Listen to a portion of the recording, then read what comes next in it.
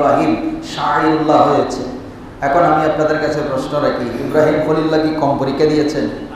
এই মর্তবায় পৌঁছার জন্য নিজেকে কি করেছেন? আগুনের মধ্যে নিক্ষিপ্ত করেছেন, আর নিজের কলিজার টুকরা সন্তান রেখে দিতে চাইছেন। এরকম কষ্ট যত বেশি করবেন আল্লাহ তার মর্যাদা তত। এটার একটা নমুনা বলি আপনাদেরকে, সুন্দর একটা উদাহরণ বলি, এটা পড়লে বুঝবেন। অনেক ধনী মানুষ আছেন, এবছর জানি না আমাদের মুসল্লিদের কেউ আল্লাহর ঘরে ডাক পেয়েছেন কিনা।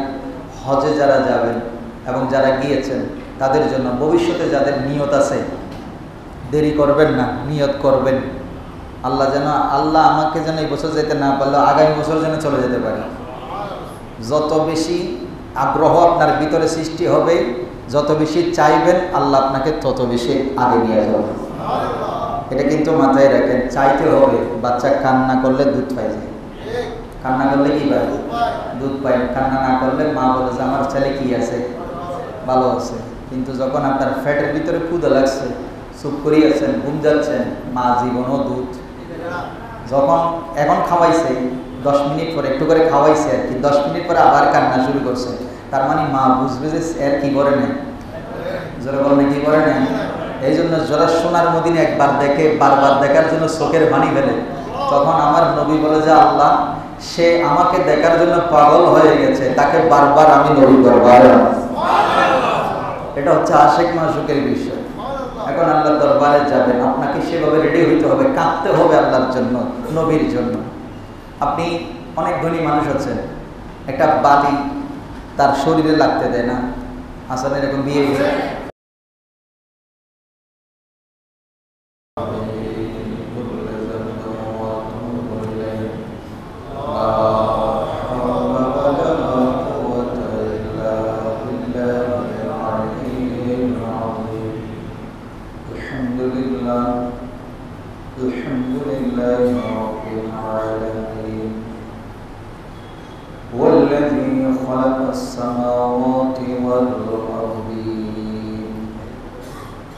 ونشهد أن لا إله إلا الله وحده لا شريك له الملك المعبود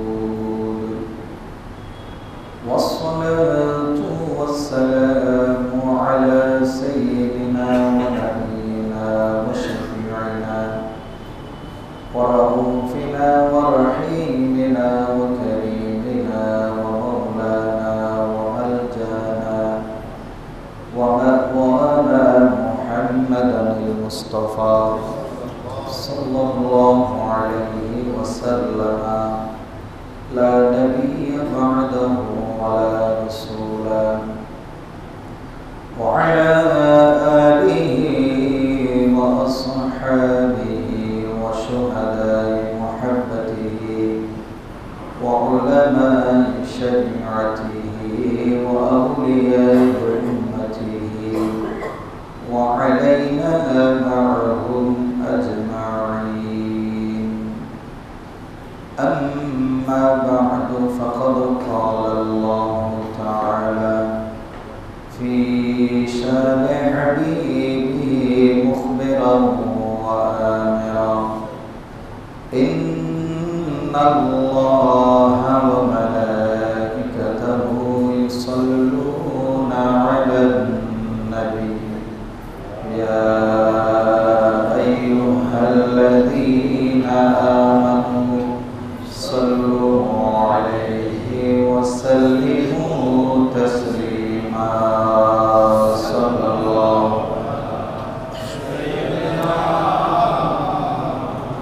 وآله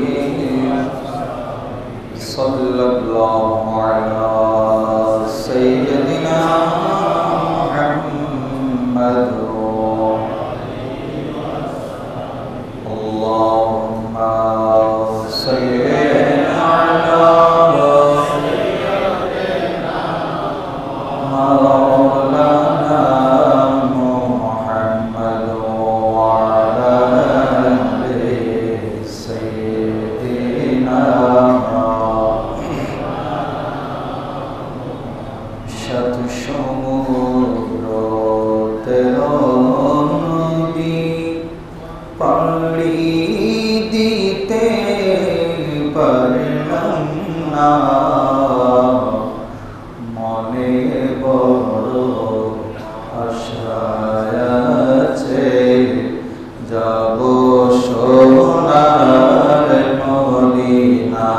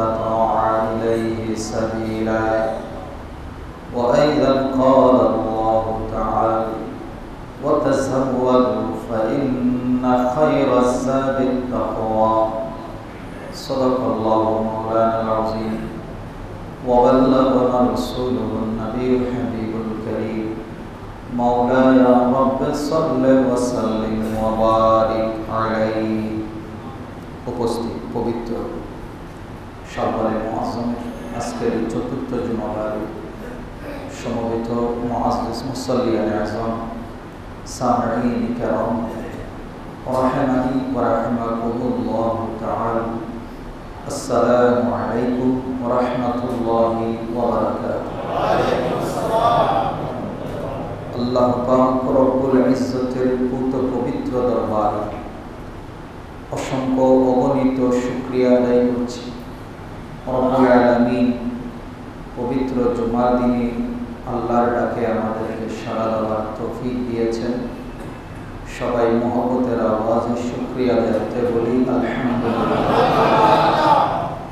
নবী দু জাহান সরওয়ারে কায়নাত ফখরে মওজুদাত আকা ও মওলা তাজদারে মদিনা সুরুর কলব সিনা নবী মুহাম্মদ রাসূলুল্লাহ সাল্লাল্লাহু তাআলা আলাইহি ওয়াসাল্লামের নূরানি রওজায়ে হারে লক্ষ কোটি দরুদ আর সালামের হাদিয়া পেশ করছি। মুআজ্জিজ মুসাল্লিয়ান আযম যে আয়াতি কারীমা তেলাওয়াত করেছি পবিত্র কোরআনে হাকীমের সূরা আলে ইমরানের ৯৬ নম্বর আয়াতে আল্লাহ পাক রব্বুল আলামিন এবং ৯৭ নম্বর আয়াতে আল্লাহ পবিত্র হজের বর্ণনা দিচ্ছেন। আল্লাহর ঘরের কথা আল্লাহ কুদরতের জবানে আলোচনা করছেন। আল্লাহর নিদর্শনগুলোর তারিফ করছেন আল্লাহ নিজেই, এবং এই নিদর্শনগুলো দেখতে যাওয়ার সময় আল্লাহর এই নিদর্শনগুলো যার দেখার বড় আগ্রহ, জিয়ারত করার বড় আগ্রহ, আল্লাহ বলছেন তুমি তোমার শরীর এবং মন দুটোটাকে পবিত্র করে ফেলো। তাই এটা হাজী সাহেবদের জন্য একটা মেসেজ,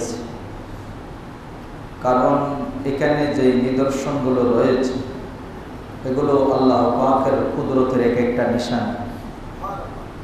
তো যারা হাজী সাহেব আছে আমি তাদের উদ্দেশ্যে গত জুমায় বলেছিলাম হজের আলোচনা করব।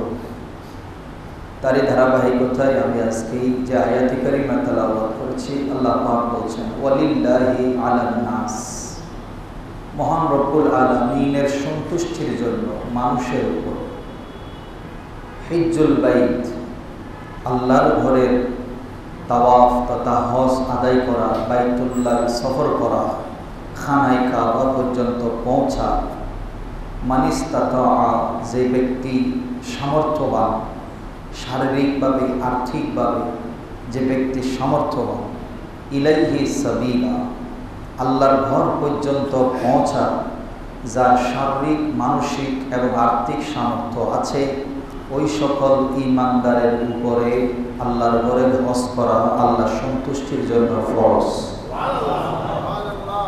কয়বার ফরজ? এটা জোরে বলবেন। একবার ফরজ। অনেকেই আছে প্রতি বছর যায়, ওটা নফল। তো একবার যদি ফরজ হয়, রাসূল করিম রউফুর রহিম সাল্লাল্লাহু আলাইহি সাল্লামের কাছে সাহাবায়ে কেরাম আল্লাহর হাবিব যখন এই আয়াতের আলোকে যখন নসিহত করছিলেন হজ করা ফরজের উপরে, তখন সাহাবী জিজ্ঞেস করলো, ইয়া রাসূলুল্লাহ, এটা কি প্রতি বছর? আল্লাহ রাসূল চুপ করিয়েছেন। আল্লাহ রাসূলকে সাহাবী আবার জিজ্ঞেস করলেন, ইয়া রাসূলুল্লাহ, এই যে আপনি বললেন কোরআনের আয়াত নাজিল হলো ঈমানদারের উপর হজ ফরজ, ইয়া রাসূলুল্লাহ ফি কুল্লি আম, এটা কি প্রতি বছর? আল্লাহ রাসূল চুপ করে আছেন, কোনো উত্তর দেন না। সাহাবীরা নসিহত করে যে যার মতো চলে যাচ্ছে। ওই সাহাবী আল্লাহর হাবিবের কাছে গিয়ে জিজ্ঞেস করলেন, ইয়া রাসূলুল্লাহ, আমি গোস্তাখি মাফ করবেন, আমি আপনার কাছে একটা প্রশ্ন রেখেছিলাম, উত্তরটা আমি পাইনি।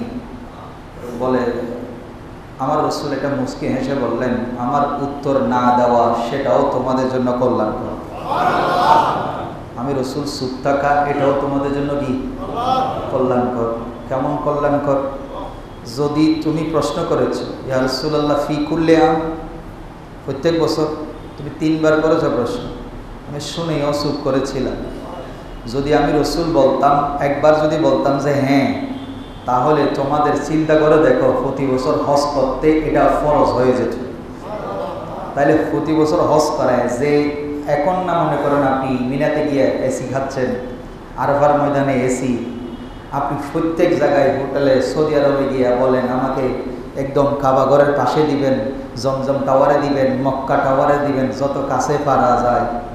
এটা এখন না পাচ্ছেন। এমন একটা সময় ছিল যখন রাসূল এই কথাটা বলছেন, তখন সাহাবীরা কি এরকম হজ করেছে?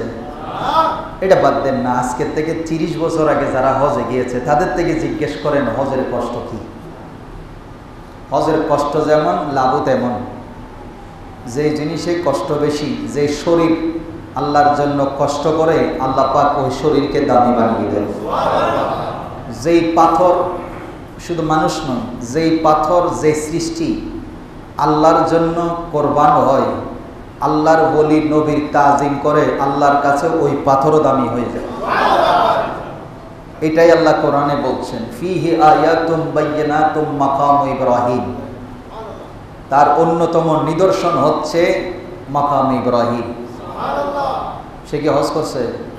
তাহাজ্জুদ গুজারছিল। এটা কি? জোরে বলেন না। এখন বিজ্ঞানের কাছে প্রশ্ন করেন তো, বিজ্ঞান অনেক ডেভেলপ করেছে, পাথর কেমনে গলে যায়, তাও আবার মানুষের পায়ের আঘাত।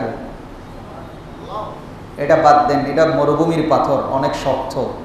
এই বাংলাদেশের মধ্যে কিছু 3 নম্বর ইট আছে না, 1 নম্বর 2 নম্বর 3 নম্বর ইট আছে না, আপনি সায়েন্টিস্টদেরকে বলেন তো এটারে হাত দিয়ে থাপ্পড় মারি ভাঙতে।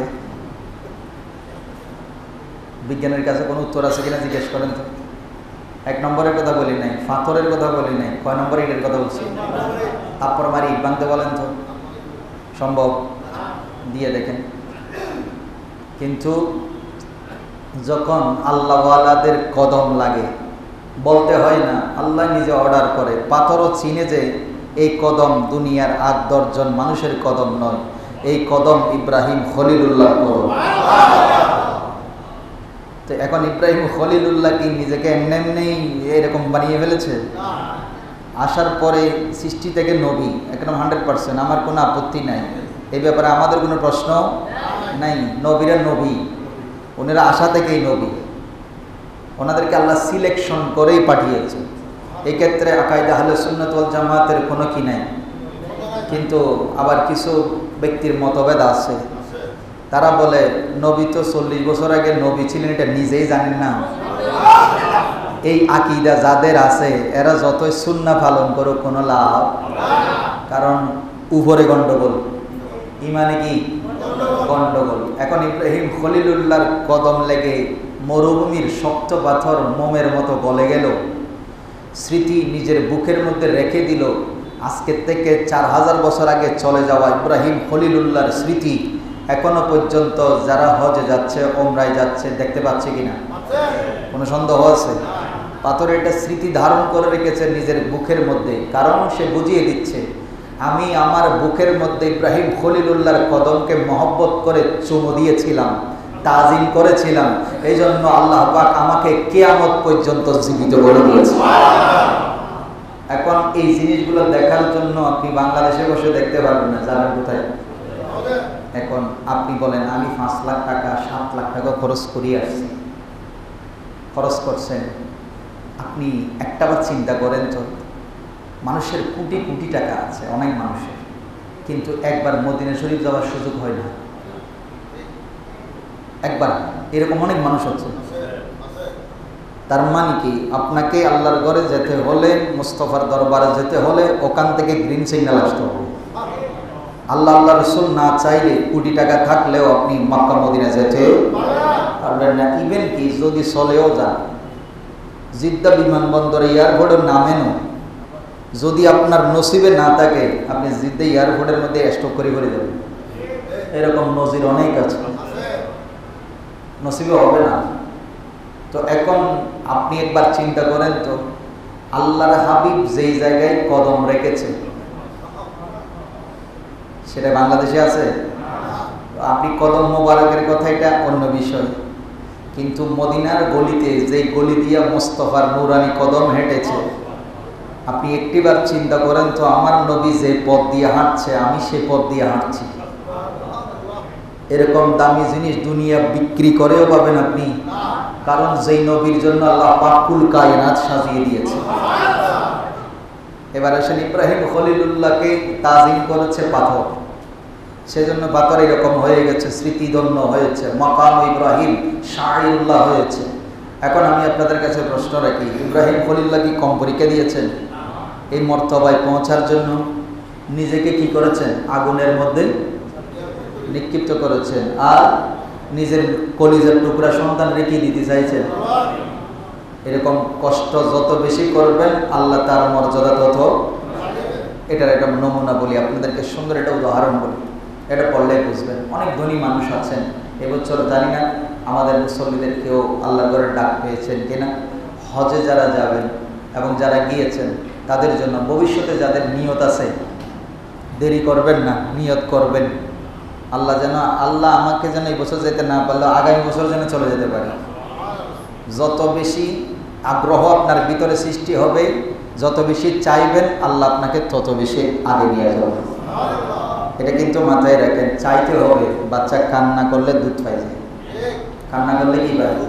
দুধ পায়। কান্না না করলে মা বলে যে আমার ছেলে কি আছে, ভালো আছে। কিন্তু যখন আপনার ফ্যাটের ভিতরে ক্ষুধা লাগছে, চুপ করিয়ে আছেন, ঘুম যাচ্ছেন, মা জীবনও দুধ। যখন এখন খাওয়াইছে 10 মিনিট পরে একটু করে খাওয়াইছে আর কি, 10 মিনিট পরে আবার কান্না শুরু করছে, তার মানে মা বুঝবে যে এর কি করে নেয়, যারা বলে কি করে নেয়। এই জন্য যারা সোনার মদিনা একবার দেখে বারবার দেখার জন্য চোখের পানি ফেলে, তখন আমার নবী বলে যে আল্লাহ সে আমাকে দেখার জন্য পাগল হয়ে গেছে, তাকে বারবার আমি নবী করবো। এটা হচ্ছে আশিক মাশুকের বিষয়। এখন আল্লাহর দরবারে যাবেন, আপনাকে সেভাবে রেডি হইতে হবে, কাঁদতে হবে আল্লাহর জন্য, নবীর জন্য। আপনি অনেক ধনী মানুষ আছেন, একটা বালি তার শরীরে লাগতে দেয় না, আসলে এরকম বিয়ে চিন্তা করে দেখেন তো। আপনি যখন হজে যান, মিনায় এসি আছে, বেড আছে, আরফাইও আছে, কিন্তু যখন মুজদালিফায় যান এখানে আর কোনো সুযোগ, হ্যাঁ, বিআইপি গিরি আর চলে না, মরুভূমি। আবার যিনি কোনোদিন, যার শরীরে কোনোদিন একটা বালি পর্যন্ত লাগে না, ধুলাইও পাঞ্জাবি পরে, এত মানে রিজার্ভে চলে, তার পিছনে 2-4 জন বডিগার্ড থাকে, আর ওখানে গেলে ওই বডিগার্ডের কোনো কাজ আছে? ধুলোবালির মধ্যে শুইছে কিনা? শুইতে হবে, ওয়াজিব, এটা থাকতে হবে। যেই মানুষ কোনোদিন মানে মাটি ধরে নাই, ওখানে গিয়ে নিজে গিয়ে কি খুঁজতেছে? পাথর খুঁজতেছে, কারে মারার জন্য? শয়তানের মারার জন্য। তার মানে আল্লাহ বুঝিয়ে দিচ্ছেন তোমার যা কিছু ছিল তুমি এখানে আসে তুমি আমার ফকির হয়ে গেছো। তুমি কি ফকির? ফকির বুঝিয়ে দিচ্ছেন আল্লাহর কাছে কোনো ধনী, আমরা সবাই কি ফকির। এখানে আপনি ঠাটবাট নিয়ে চলতে পারেন, আমি অমুক, আমি তমুক, আমি এমপি, আমি মিনিস্টার, আমি অফিসার, আমি এই সেই, এগুলো সব এখানে বলতে পারবেন। ওখানে গেলে ওগুলো। আর একটা কথা, অনেকেই আছেন কিছু মনে নেবেন না, কষ্ট করলে আপনি আল্লাহর কাছে মকবুল হবেন। কেমন মকবুল হবেন? হাদিস শরীফ দিয়ে হজের আজকে শুরু করলাম, ইনশাআল্লাহ ধারাবাহিকভাবে হবে। আপনি যত বেশি কষ্ট করবেন আল্লাহর কাছে তত বেশি মকবুল হবেন। আর ওখানে গিয়ে যত বেশি বিয়ে ফিগরে করবেন তাহলে বুঝতে পারতেছেন জামিলে আছে। কিছু মানুষ আছে ওখানে গেলে খালি এসি খুঁজে। কি খুঁজে? এসি খুঁজে। গাড়িতে এসি খুঁজে, এই বিনায় গেলে এসি খুঁজে, এই এসিটা চলতেছে না কেন, ওইদিকে আছে আমার এখানে নাই কেন। তারপরে হোটেলে এসি একটু করে ডিস্টার্ব করলো, ওরে হু হাল্লার, একদম খানায় কাবার মাঠে বসে বদনাম শুরু করি যে দুইজন একসাথে বসি। এরকম এসি খাইতে ইচ্ছা করলে চট্টগ্রাম থাকি যাবেন, সিঙ্গাপুরে যাবেন, লন্ডন আমেরিকায় যাবেন, এসি খাওয়ার জন্য যাবেন না। নিজেকে এমনভাবে তৈরি করবেন আপনার ওসিলায় যেন 400 মানুষ আপনার বংশের জান্নাতে যেতে পারে। কষ্ট করবেন এখানে, কিয়ামতের দিন মজা পাবেন। কারণ ওয়াশিং মেশিন দেখছেন, আমরা তো এখনো, আমি সত্যি কথা যেটা, ওয়াশিং মেশিন আমি কোনোদিন কাপড় ধুই নাই। ওয়াশিং মেশিনের কাপড় যখন ঢুকাই দেয় তখন কাপড়েগুলোর কি অবস্থা আপনারা দেখছেন? ঘুরে কি দিয়ে ঘুরে? সুইচ কি? কারেন্ট না? কারেন্ট ছাড়া চলে? চলে না।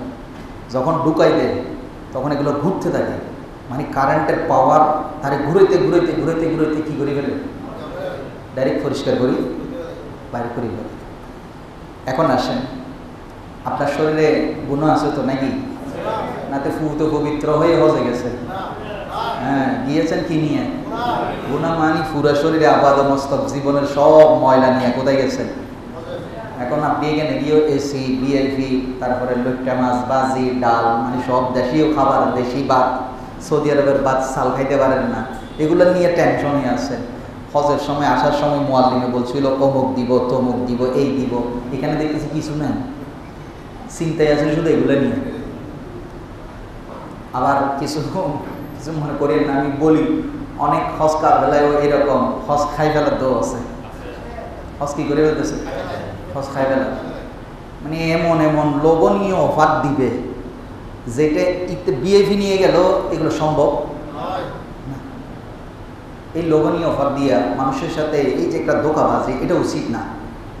আমারও ধৈর্যের বিষয় আছে, আমাকে আপনি লোভ দেখানোর দরকার নাই।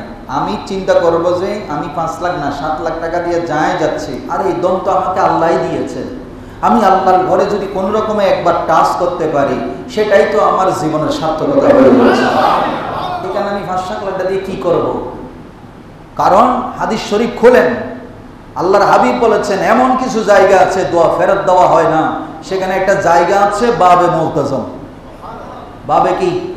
মুলতাজম। খানায় কাবার আসরে হাজরে আসওয়াদের মাঝখানে যেই দেয়ালটা আছে, এমনি করে দড়ি থেকে ভিডিওতে দেখবেন, আল্লাহর ঘরের দরজার পাশে যেই জায়গাটা আছে বাবে মুলতাজম, লটকাই আপনি ধরতে পারতেছেন না, এরকম করে কতক্ষণ লটকি থাকবেন। এখানে কালো মানুষ যেগুলো আছে, মারে মা বড় শক্তিশালী, ধাক্কা দিয়ে ফেলাই দিবে। এই যদি আল্লাহর ঘরের দরজাটা একবার ধরতে পারেন, আমার নবী বলছেন তুমি ওই 5-7 লাখ টাকা খরচ করতে চিন্তা করতেছো, কিরে ওরা তো 4 লাখ টাকা দিয়ে গেছে, আমার থেকে 5 লাখ টাকা নিছে কেন, তুমি সেটা চিন্তা করতেছো। আমার নবী বলতেছে তুমি বাবে মুলতাজম ধরেছ, মানে সরাসরি আল্লাহর কুদরতের দরজা ধরে ফেলেছো। এর চাইতে বড় নিয়ামত আর কোথায় পাবে? তুমি আল্লাহর দামান ধরেছো সরাসরি গিয়ে। তো তুমি 5-7 লাখ টাকা চিন্তা করতেছো, ভিআইপি এসি চিন্তা করতেছো, আমার এটা দেয় না কেন, ওইটা দেয় না কেন, মক্কায় বসে গীবত করতেছো। অথচ যেই জায়গার মধ্যেই একটা সুন্দর কথা বললে, একজন মানুষের হাজির সাথে মুস্কি হাসি দিলে 1 লক্ষ সওয়াব দেওয়া হচ্ছে, সেখানে বসে আমি খাওয়ার গল্প আর টিয়া মন কেলই না বেশি লই কেলই এনকে করি আল্লাহ সিটিং বাজি করি, আরে বই বেডিং শুরু হই। মাথায় রাখবেন, সওয়াব যেমন 1 লাখ, গুনাহ কি সমান সমান। এবার হিসাব করেন লাভ করছেন না ক্ষতি করছেন। আচ্ছা যাই হোক, আমি আপনাদেরকে একটা উদাহরণ দেওয়ার কথা বলছিলাম, ওয়াশিং মেশিনের কথাই আসছে। আপনি জামা যেটা নিয়ে যাচ্ছেন, এখানে মনে করুন আপনার এটা এখানে কী আছে, জামা এটা নিয়ে পানির মধ্যে ছেড়ে দিচ্ছেন, এটা তো ময়লা আছে, তো আছে না, পানিতে ছেড়ে দিয়েছেন, নিজে নিজে পরিষ্কার হয়ে যাবে? কী করতে হবে? সাবান লাগাইতে হবে, তারপরে ঘষতে হবে, তারপরে এমনি যদি এমনি রাখি দেন, সাবানও দিছেন, কিন্তু কলার আছে না, কলারের ময়লা সহজে যায়, এগুলো কি করতে হয়? ভালো করে ঘষতে হয়। অনেক সময় সেগুলোও যায় না, তারপরে লেবু দিয়ে, অমুক দিয়ে, তমুক দিয়ে, অথবা দোলার দোকানে দিতে হয়, পরিষ্কার হচ্ছে না যে। তো আপনি সারা জীবনের গুনাহ নিয়ে গেলেন আল্লাহর দরবারে, আপনি কিভাবে চিন্তা করলেন যে এত সহজেই আপনার সব গুনাহ পরিষ্কার হয়ে যাবে? কিভাবে মনে করলেন আপনি? মন পরিষ্কার হয় নাই, আপনার কলব পরিষ্কার হয় নাই, আপনার হালাল রুজি হয় নাই, যে টাকা খরচ করে হজে গিয়েছেন সেটা হালাল ছিল না, হালাল হারাম মিশ্রিত ছিল। আপনি কিভাবে চিন্তা করলেন যে আপনার এমনি গুনাহ, জীবনের গুনাহ মাফ হয়ে যাবে? যেভাবে একটা কাপড় পরিষ্কার করার জন্য ওয়াশিং মেশিন, হুইল পাউডার, এই পাউডার সেই পাউডার ইউজ করে এত ঘষাঘষি করেন নিজের একটা কি করতে, কাপড়কে কি করতে, পরিষ্কার করতে। একজন মানুষ সারা জীবনের গুনাহ নিয়ে গিয়ে আল্লাহর ঘরে পৌঁছেছে, সে যদি সেখানে কষ্ট না করে তার জীবনের গুনাহ পরিষ্কার হবে? আপনি যেরকম সাবান দিয়া ঘষলে, ওয়াশিং পাউডার দিয়ে ভালো করে নিংড়াইলে, কসলা কসলি করলে যেমন পরিষ্কার হয়, আল্লাহ বলছেন হজে এসে আমার বান্দা মুসাফির সফর এমনি কষ্টকর, এত কষ্ট করে এসে যত বেশি কষ্ট করে আমি আল্লাহ তাকে তত বেশি পরিষ্কার করে দিই।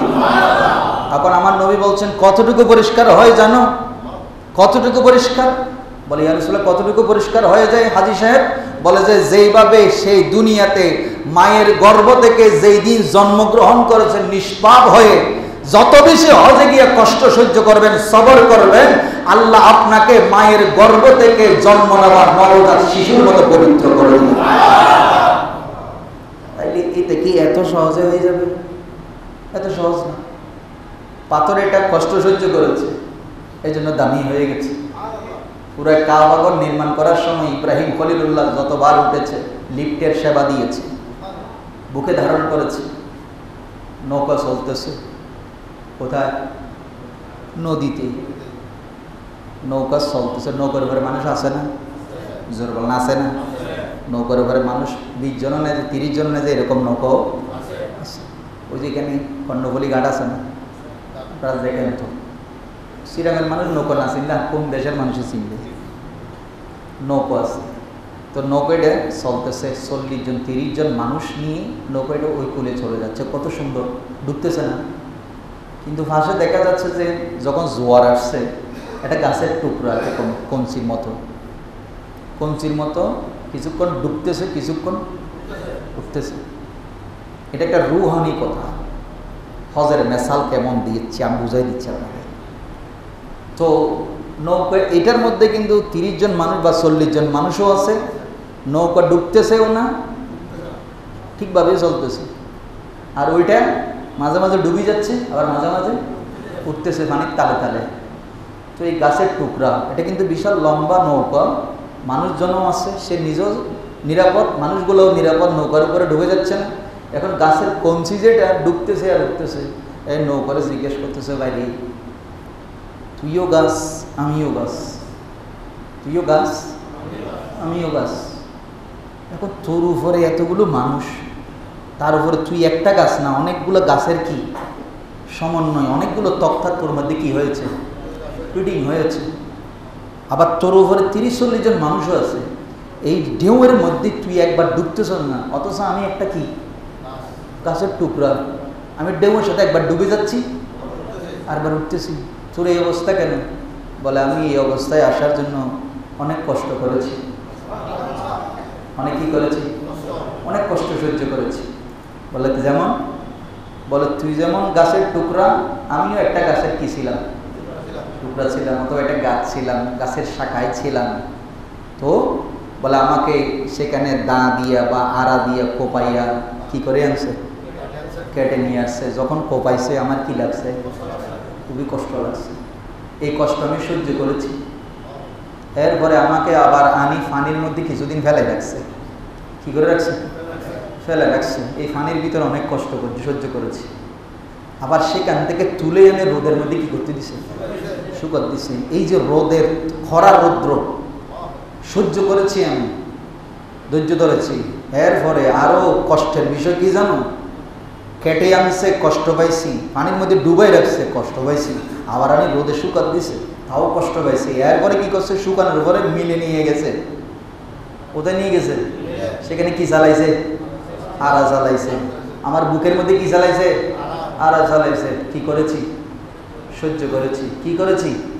সহ্য করেছি, আওয়াজ করি নাই। এরপরে আবার শুকাত দিছে। আবার কি করতে দিছে? শুকাত দিছে। শুকানোর পরে আসার পরে আমাকে রেখে দেয় নাই তো। এরপরে আমার ভিতরে কি ঢুকাইছে?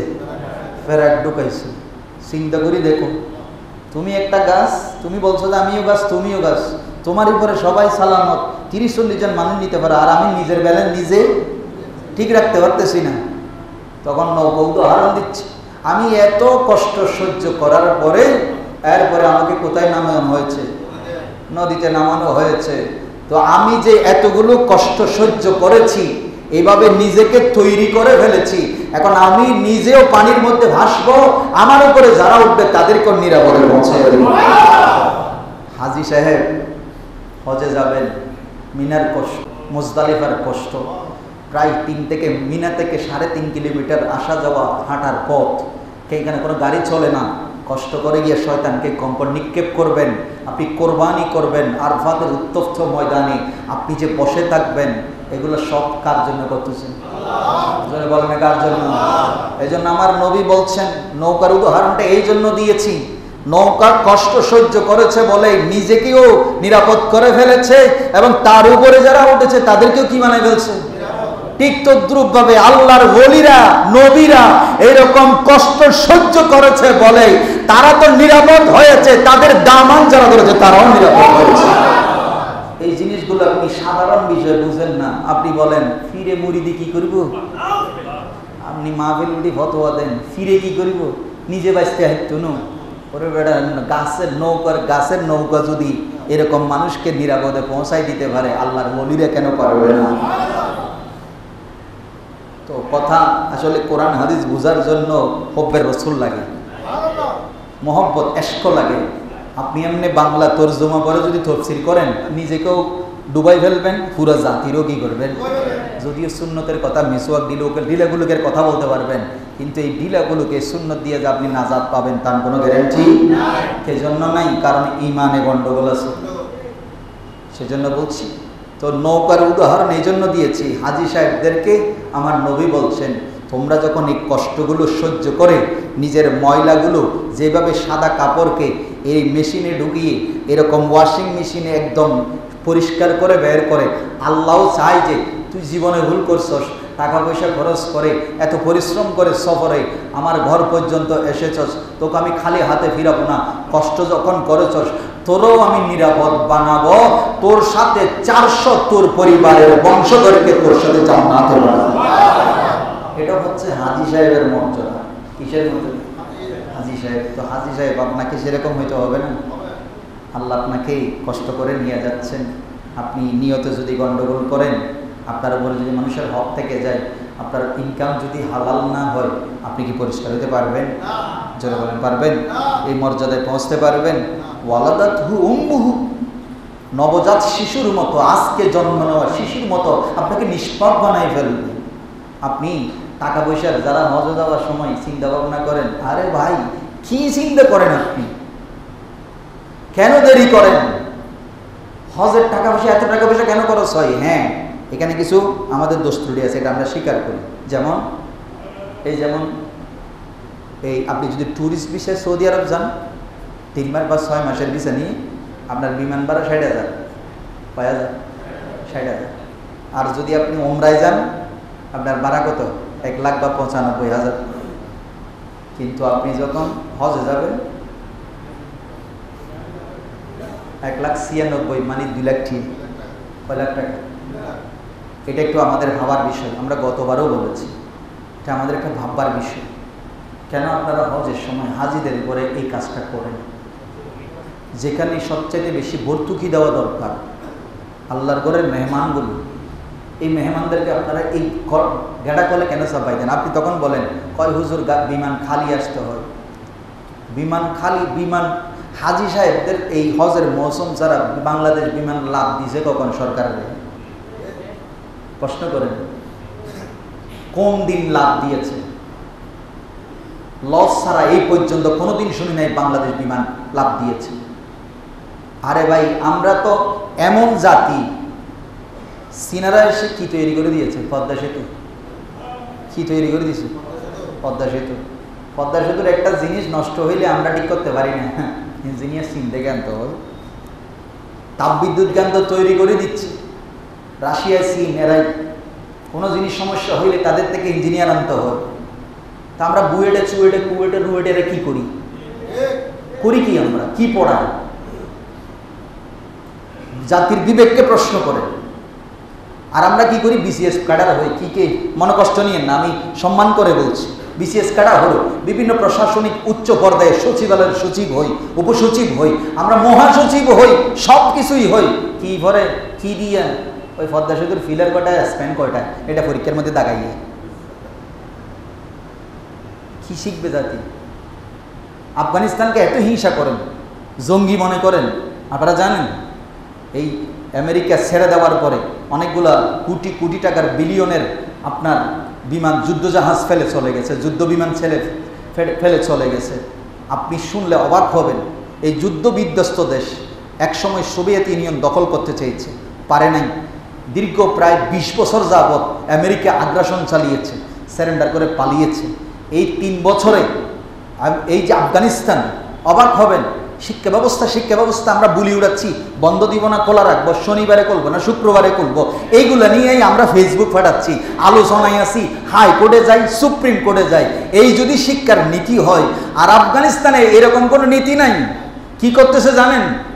আমেরিকার ফেলে যাওয়া যুদ্ধ বিমান এখন নিজেরাই ঠিক করে ফেলতেছে, ঠিক করে নিজেরাই কাজে লাগাচ্ছে। 400 কিলোমিটারের রাস্তা তৈরি করে ফেলতেছে, খাল খনন করে ফেলতেছে। অবাক করা কাণ্ড। মাত্র 3 বছর যুদ্ধ বিস্তর, 20 বছর চালিয়েছে, আগ্রাসন চালিয়েছে আমেরিকা। আর আমরা স্বাধীন হয়েছি কত বছর? আমার কষ্ট নিয়েন না, দুঃখ দেখে বলছি। হজ আসলেই খালি গেড়া কল দেখ, বিমান খালি আসে, সেজন্য ডবল ভাড়া নিতে হয়। হাজি সাহেবদের বেলায় শুন, মানে সাহেব আদত করতে যাচ্ছে, জীবনে কয়বার যাচ্ছে? একবার যাচ্ছে। অনেক মানুষ হজে যায় না। এই যে 30 লক্ষ মানুষ ওমরায় কেন গেছে? একবারও জরিপ চালাই দিয়েছেন। বিশেষ করে বাংলাদেশের প্রায় 2 লাখ মানুষ ওমরায় গেছে এই রমজানের মধ্যে। 2 লাখের উপরে মানুষ ওমরায় গেছে। কেন গেছে জানেন? অনেকের একটা চিন্তা ছিল, জীবনে একবার কি করব, হজ করবো। 5 লাখ টাকার মতো জমাইছিল, কিন্তু সে দেখতেছে যে সে এখন তো রিটায়ার্ড হয়ে গেছে, আর কোনো ইনকামের কোনো সোর্স নাই। এখন চিন্তা করতেছে, আমি তো জমাইছি 5 লাখ, এখন হজ করতে লাগবে 8 লাখ। কয় লাখ?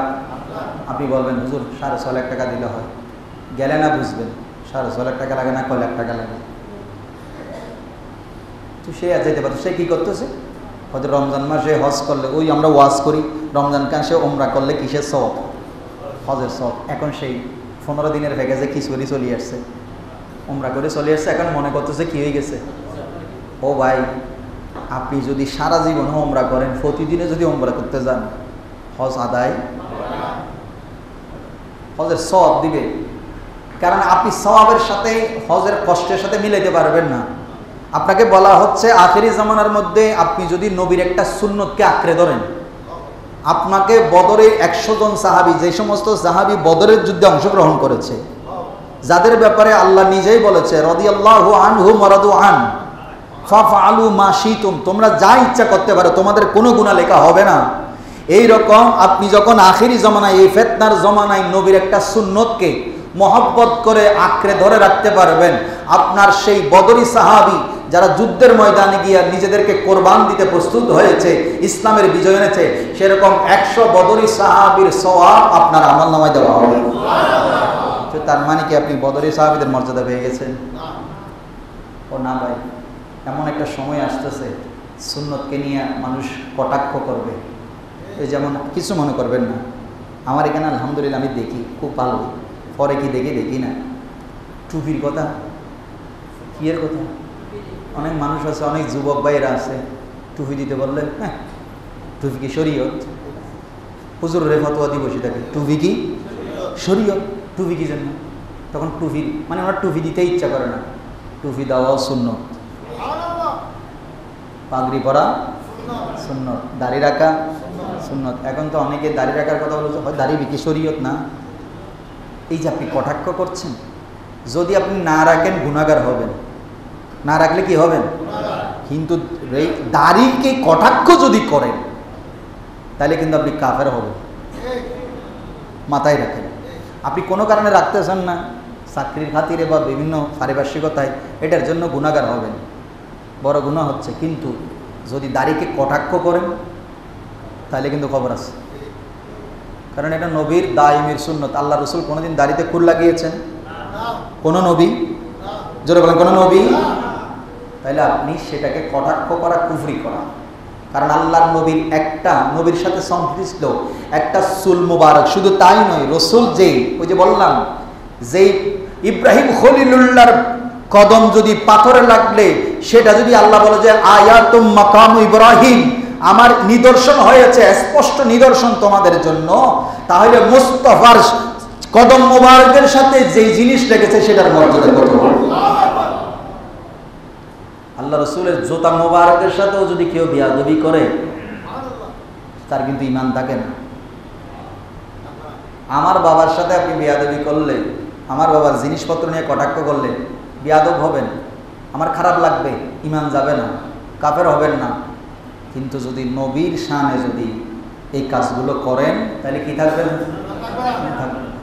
সর্বশেষে বলছি, আপনাকে সেভাবে পিউরিফাই করতে হবে, মানুষের হক দিয়ে যেতে হবে, হালাল পাতীয় সংগ্রহ করতে হবে। ওয়াতাজাওয়াদু, আল্লাহ বলছেন হজে যারা হাজি আমার ঘরে আসবে তাদেরকে বলছে ওয়াতাজাওয়াদু, তোমরা পথের পাতীয় রেডি করো। ফাইন্না খায়রা যাদিত তাকওয়া, তোমাদের সবচাইতে উত্তম পাতীয় হচ্ছে তোমাদের তাকওয়া, তোমাদের হালাল সম্পদ, এগুলাই হচ্ছে তোমাদের হজের উত্তম পাতীয়। এটা রেডি করে নাও, হজে আসবা। শকিক বলখি, আফগানিস্তানের কথা আসছে, কথাটা বলতেই হয়। হজরতে শকিক বলখি, আপনারা যদি কোনো সময়, আফগানিস্তানে তো মনে হয় বাংলাদেশ থেকে ডাইরেক্ট ভিসা নাই মনে হয়, নাই, কোনো সময় যদি যান, একদম আপনারা বলেন কাশ্মীর ভূস্বর্গ, অনেক সুন্দর জায়গা, আসলে সুন্দর জায়গা, কিন্তু আফগানিস্তান দেশেটাও কম সুন্দর না, গেলে দেখবেন। নেটের মধ্যে আমরা আগে তো মনে করতাম, আবার এটা আফগানিস্তানের কথা বললে অনেকেই বলেন প্রভু এটা তো মনে হয় জঙ্গিল্লা লাইন আছে ভালো, কারণ আর দেশে তো এখন বোধ বাহিনী বাইরেই দেন, ইতারা দোস্ত হয় দিয়ে দিন শুধু, মানে হতার আগে পিছে কি বলছে এগুলো খুঁজে না, ওইটা খুঁজে দেয়। আফগানিস্তানের হতাকে হই, আমেরিকার হতা হলে ঠিক আছে, হ্যাঁ ভারতের হতা হইলি ঠিক আছে, কিন্তু আফগানিস্তানের হতা হইলে মতো ইতারা তুমি ফেডে মরে, মানে দোষ খুঁজে হুজুরের জঙ্গিবাদী তকমা দেওয়ার জন্য। আফগানিস্তান কি মনে করেন আপনি? আফগানিস্তান এই যেমন তেমন আফগানিস্তান না। এই জহিরুদ্দিন মোহাম্মদ বাবর, যিনি এই মুঘল সাম্রাজ্যের ভারতীয় উপমহাদেশ পুরো চালিয়েছেন, প্রায় 500 বছরের অধিক সময়কাল তারা শাসন করেছে, মুসলমান আজকে মুসলমান হচ্ছেন, এটা আফগানিস্তানের অবদান আছে রে ভাই, অস্বীকার করতে পারবেন না। আমি আগেও বলেছি, আফগানিস্তানের আপনি কোন দৃষ্টিতে, আপনি একটু যদি হাইলাইট করেন, মুসলমানদেরকে সন্ত্রাসবাদ আখ্যা দেওয়ার জন্য এটা মার্কিন এবং ইহুদিদের ষড়যন্ত্র ছিল। আমাদের দেশের মানুষ 1971 সালে নিজের অধিকার রক্ষার জন্য যদি পাকিস্তানিদের সাথে যুদ্ধ করে নিজের দেশকে রক্ষার জন্য, নিজের স্বার্থ, নিজের মা বোনের ইজ্জত রক্ষার জন্য, সম্পদ রক্ষার জন্য, স্বাধীনতার জন্য যদি তারা যদি অস্ত্র ধরলে, তারা যদি জাতির সূর্য সন্তান হয়, তাহলে আমেরিকা কি আফগানিস্তানের খালাম্মা লাগে নাকি? বাপ লাগে? পুরো দেশ যে ধ্বংস করে ফেলছে, ওরা যে 20 বছর স্ট্রাগল করেছে, তারা কেমনে জঙ্গি হয়? জোরে বলেন, তারা কেমনে জঙ্গি হয়? নিজের দেশ বাঁচানোর জন্য, নিজের ইমান বাঁচানোর জন্য যারা অস্ত্র ধরেছে, আপনি তাদের জঙ্গি, তো মুক্তিযোদ্ধাদেরকে তো তাদের জঙ্গি বলতে হবে। একই কাজ তারা করেছে। আপনি ইতিহাস উল্টান, আপনি শুধু মিডিয়া দেখেন, তারা বলেছে আফগানিস্তানে যদি আমেরিকা না হয় তাহলে মোটামুটি জাহিলিয়া যুগে পৌঁছে যাবে। মা বোনরা বড় কষ্ট পাবে। এখন দেখেন গা মা বোনরা সেখানে বিজ্ঞানের এমন পর্যায়ে, মা বোনদের কথা বলছি, পুরুষদের সাথে সাথে কি সুন্দর তারাও পর্দার সহিত বিজ্ঞানের মধ্যে তারাও সহযোগিতা করতেছে। কেন ভাই? যেখানে আল্লাহর কাজ হয় আল্লাহ সেখানে সাহায্য করে ভাই। আমরা স্বাধীনতার আজকে প্রায় 55 বছর অতিবাহিত হয়, আমরা কি করছি? ওই স্প্যান একটা বসাইলে সেখানে 5 টাকা জিনিস 30 টাকা লিখে দিয়ে আর কি, মেশিন একটা আনলে 12 লাখ টাকা দিয়ে এটার 70 লাখ টাকা বানায়। এই হলো আমাদের উন্নতি। কিছু মনে করি না। সরকারের কি দোষ দিব? আমরা নিজেরা ভালো? জোরে বলেন আমরা ভালো? কেমনে ভালো ভাই? আমরা ভালো, নিজেদেরকে একটু একটু চিন্তা করেন কেমনে ভালো। আপনাকে সরকার ড্রেন করে দিয়েছে, আপনাকে ডাস্টবিনের ব্যবস্থা করেছে, এখানে ফেলবেন নির্দিষ্ট স্থানে, ঘরে দুয়ারে দুয়ারে ডাস্টবিন, সকাল গিয়ে 11টায় গিয়ে নিয়ে আসে নির্দিষ্ট ডাস্টবিনগুলো সিটি কর্পোরেশন ময়লা সাফ করে। কিন্তু এই যে গতকালকে একটু বৃষ্টি হলো, আমি তো দেখি অবাক, এত বড় বড় ড্রেন করার পরেও পানি কোথায় উঠে গেছে? এখন দোষ কি সরকারের না সিটি কর্পোরেশনের? হাত দোষ। হ্যাঁ, এখানে চিপসের টোঙ্গা থেকে শুরু করি, ও ঘরের মধ্যে কড়াই একটা নষ্ট হয়ে গেছে, এটাও দেখলাম যে নালার মধ্যে। ডেক্সি একটা নষ্ট হয়ে গেছে, এটা গুঁড়ি করে ফেলে দিয়েছে কোথায়? নালাই। তো এটাই সিটি কর্পোরেশনের রেজাল্ট করি, আমাদের মেয়র মহোদয় এসে পরিষ্কার করে দিব। তো আপনার ঘরের পানি আপনি তুলেছেন, নালার পানি আপনার ঘরে ঢুকতেছে, রাস্তা দিয়ে হাঁটার সময় আপনার শরীর নাপাক লাগতেছে, এটার জন্য দায়ী আপনি, আমি। খালি সরকারের দোষ দিব কেন? সেজন্য কিছু কিছু বিষয় নিজেদেরকেও একটু মাথায় রাখতে হবে। আমি আগে সচেতন হই, আমার ভিতরে পরিষ্কার পরিচ্ছন্নতা এমনি সবাই জানি না সবাই? পরিষ্কার পরিচ্ছন্নতা কিসের অঙ্গ? ওমা মুখস্থ হাদিস। কে হাদিস? হ্যাঁ, মুখস্থ হাদিস, কিন্তু নিজের বেলায় পরিষ্কার পরিচ্ছন্নতা নাই। এটা মাথায় রাখবেন। সমাজকে, আপনি নিজেকে পরিষ্কার পরিচ্ছন্ন রাখা যেমন ইমানের অঙ্গ, সমাজকেও পরিষ্কার রাখা আপনার ইমানের অঙ্গ। এটা আপনার ইমানি দায়িত্ব। আল্লাহ পাক রব্বুল আলামিন আমাদেরকে এই বিষয়গুলো, নবীর সুন্নতগুলো, বিশেষ করে হজের রিলেটেড যে বিষয়গুলো, পবিত্রতার বিষয় আলোচনা হচ্ছে, আল্লাহ আমাদেরকে ওইভাবে নিজের সার্বিক জীবনে পবিত্রতার অনুসরণ করার তৌফিক দান করুন। শফিক বলখির কথা বলছিলাম, আজকে জুমায় সময় হবে না, ইনশাআল্লাহ আগামী জুমায় বলবো। যিনি হজের সব কিছু রেডি করার পরেও যেদিন হজে যাবেন সেদিন আর হজে যায় নাই, হজে শফিক বলখি কিন্তু আমার মতো না, ওই নৌকার মতো। কিসের মতো? নৌকার মতো। নিজেকে এইভাবে আল্লাহর প্রেমে কি দিয়েছিলেন? কোরবানি দিয়েছেন। ওনাদের উসিলায় আমরা অনেকেই পার পাবো, এটা হাদিস দ্বারা প্রমাণিত। তো অতএব ওনার আলোচনাগুলো হজের রিলেটেড আমরা আলোচনা করব। আল্লাহ পাক রব্বুল আলামিন এই বছর যারা আমাদের দেশ থেকে, ইনশাআল্লাহ আগামী 13 তারিখ আমাদের দেশ থেকে প্রথম ফ্লাইট যারা যাবেন, আল্লাহ তাদের সবাইকে কবুল করুন। আমরা হাজী সাহেবদেরকে মোবারকবাদ জানাচ্ছি। আল্লাহ তাদের সকলকে সহি সালামতে আল্লাহর ঘরে পৌঁছার এবং যাবতীয় আরকান আহকাম সুন্দরভাবে আদায় করে মুস্তফার দরবারে সালাত ও সালাম দিয়ে আবার সুস্থ শরীরে আসার তৌফিক দান করুন। সাথে সাথে আল্লাহ আমাদেরকে সবাইকে যত দ্রুত সম্ভব, যারা যেতে পারি নাই, চোখের পানি ফেলি, হাজী সাহেবদেরকে দেখলে, হজের তাওয়াফ দেখলে আমাদেরকে যত দ্রুত সম্ভব আল্লাহ যেন সবাইকে কবুল করেন। ওমা তৌফিক ইল্লা বিল্লাহ। আসসালামু আলাইকুম ওয়া রাহমাতুল্লাহ। ইনশাআল্লাহ আজকে এশারের নামাজের পরে বসিয়া শরীফ